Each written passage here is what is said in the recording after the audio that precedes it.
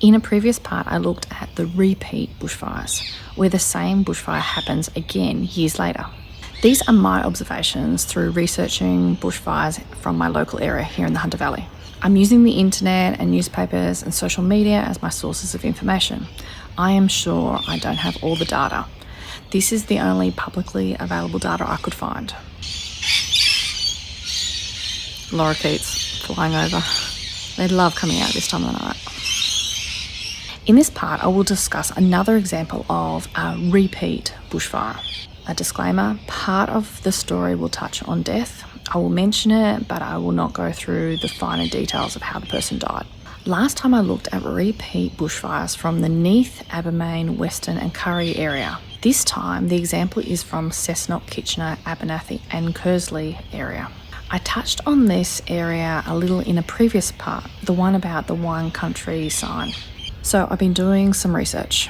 The internet is great, but sometimes you have to go old school and jump on the microfilm machines.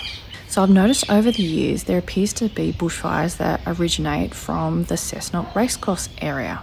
They burn in an east-south-east direction towards Kitchener and Abernathy, and sometimes they make it all the way to Kersley. This appears to repeat over the decades. The bush repeatedly burns. Homes are repeatedly destroyed. I mention this area and the repetitive behaviour because of one disturbing event. In 2002, a bushfire started in the Cessnock racecourse area. Remember the Walkley Award-winning photograph of the cricketers? That's from the sports fields near the racecourse at Cessnock. After this photo was taken, the flames moved towards Kitchener and Abernathy. Homes are destroyed. At Abernathy, the flames caused the death of a member of the public. In the years after the bushfire, there are two coroner's inquests into the death. They find the bushfire was suspicious and likely was deliberately lit. From what I read in the paper, they may have had suspects. However, 21 years later, no one has ever been charged with this bushfire. I could only find 2 examples of a person being charged from this area, and it's 2 of our current defendants. One of the current defendants allegedly lights a fire at Bellbird, which is just west of the racecourse area. It is allegedly lit in winter, and I understand remains quite small.